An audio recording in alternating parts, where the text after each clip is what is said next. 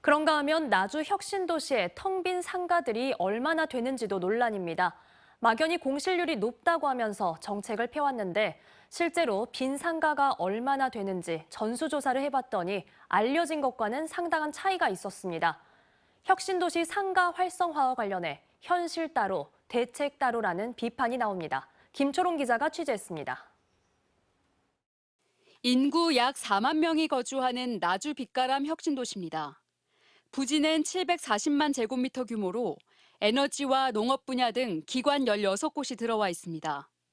이렇게 도시를 조성한 지 10년이 다 돼가는데 건물 곳곳은 여전히 텅 비어 있습니다.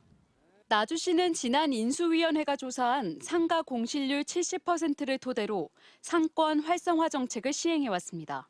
이제 코로나 후에 특히 이제 그 상권에 그냥 이축이 있다 보니까 저희들은 일단은 이렇게 그 시가 할 수 있는 정책들, 그다음에 또 그 공공기관과 연대해서 그 상가를 지원할 수 있는 시책들 이런 것들을 우선 좀.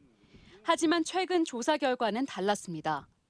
나주시가 상업시설과 업무시설 등 7천 곳가량을 살펴봤는데 공실률이 약 40%로 조사됐습니다.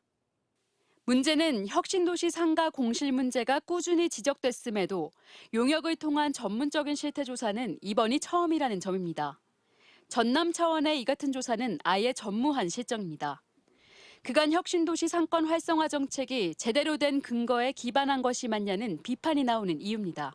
공실에 대한 정책이 신뢰성을 잃는다고 봐야죠. 나주시의 그동안 정책이 제대로 했었는지 그것도 의문이 들고요. 한마디로 맞춤형 핀셋 대응이 아니라 현실 따로 정책 따로라는 겁니다. 나주시는 음식점, 업종 등에 치중한 상권을 다양화하고 현재 부족한 문화, 예술, 교육시설 등을 확충해 정주 여건을 개선한다는 계획입니다.